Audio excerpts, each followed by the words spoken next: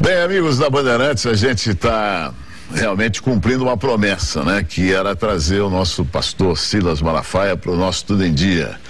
A Flávia era para estar aqui com a gente, mas infelizmente não pôde estar. Imagina, Flávia, a inveja que você está, eu sentado aqui nessa cadeira ao lado do nosso querido Silas, que está nos recebendo nos seus estúdios no Rio de Janeiro, por sinal, estúdios maravilhosos.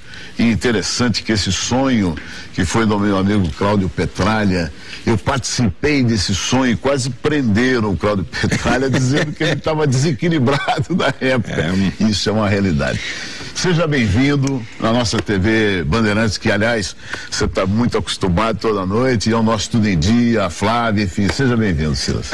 Luciano, para mim é uma alegria estar aqui com você, aqui no nosso cenário. Você, quer dizer, saindo da sua cidade, do seu estado, de onde você produz programas, e estar com você, que é aí um ícone das transmissões esportivas do Brasil, né? Você sabe que tem pessoas, tem um ditado por aí que diz que não existe ninguém insubstituível, tem essa coisa, mas eu, quando olho o que é o indivíduo, né? O indivíduo é a pessoa que é única, insubstituível, incomparável, inconfundível. Então, esse negócio de dizer que não existe ninguém insubstituível, até que apareça um semelhante, igual não. E eu acho que no Brasil nós estamos fritos, nego, porque parecer um semelhante a Luciano do Vale não vai ser moleza, não. Mas é uma alegria estar aqui com você. É uma alegria, a gente está tentando fazer essa entrevista, foi o quê? Uns 4 meses. Rapaz, a sua agenda é complicada, eu fiquei emocionado, disse assim, rapaz, Luciano do Vale ligando para um pastor para fazer um programa, e o cara insistindo, ele vai pensar que eu tô esnobando ele, caramba. Mas é que é um negócio de doido, da gente viaja por muitos lugares e fala, claro, e tal, e ministra, né? Então, você até me desculpe por dar essa canseira em você. Não. Um dia eu liguei, ele me atendeu, eu falei, e aí, pastor, dá para ser amanhã? Ele falou, vai ser um pouco difícil, que eu tô em Israel. Você me ligou o telefone e tocou lá, eu falei, olha, eu até gostaria, mas eu tô aqui do outro lado do mundo. Falar nisso, essas excursões, elas são anuais, são habituais? Elas são anuais. Israel é uma viagem diferente. Israel é o palco da história da Bíblia. Então, quando você vai a Israel, você comprova que a Bíblia... Você sabe que a Bíblia é o maior mapa arqueológico do mundo. É a Bíblia. Os fatos, povos, nações, civilizações, né? Você sabe que a arqueologia, a antropologia, ela vai pesquisar a informação histórica, para ver se é verdade ou não. Então, a Bíblia é considerada o maior mapa arqueológico do mundo. Tanto é que considerada uma das maiores descobertas do nosso tempo são os rolos do Mar Morto, né? O profeta Isaías, né? Os livros escritos, né? Em rolos, e a coisa é tão fenomenal que você encontra, se eu pegar a minha Bíblia aqui e abrir o texto de hoje, aquilo que foi escrito 500 anos antes de Cristo, idêntico. Então Israel tem um clima diferente, porque você também ali tem, né, o cristianismo, o judaísmo, não é? E o islamismo. Então você é um palco de histórias das 3 religiões que dominam aí o mundo, né?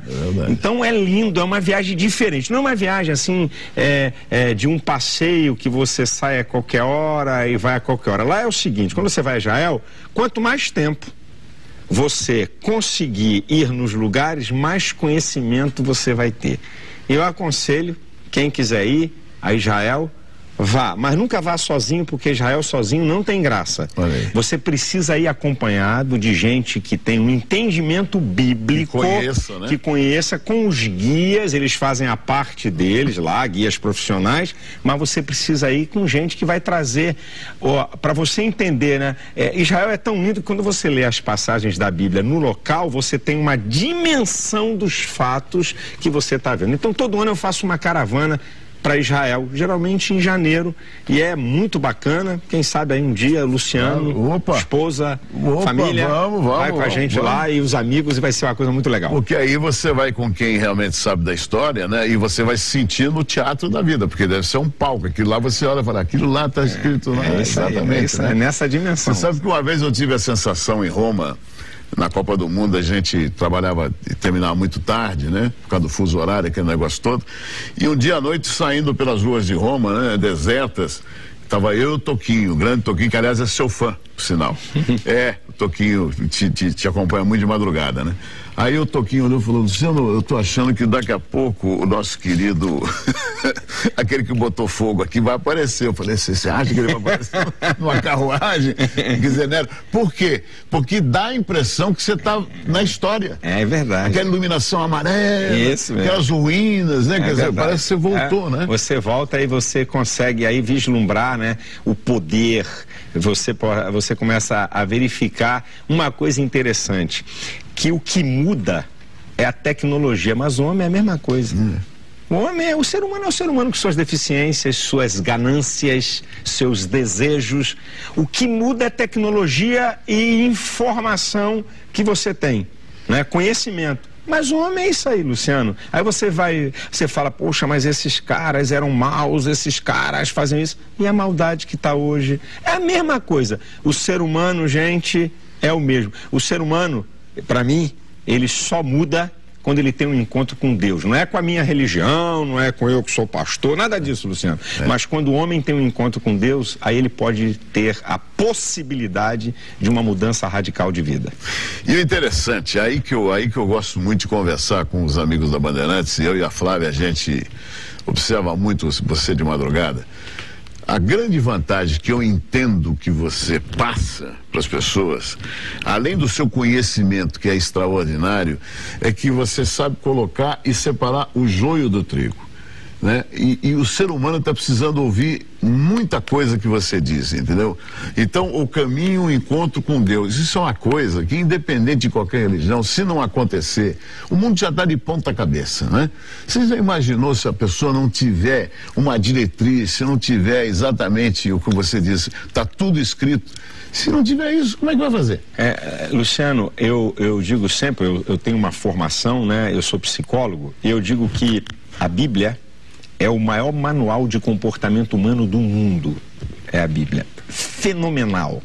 Se você lê compêndios de Freud, de Lacan, de Erich Fromm, de muitos teóricos das ciências humanas, você vai ver que está aqui, antes deles falarem. Por quê? Ninguém entende mais de ser humano do que Deus, sabe?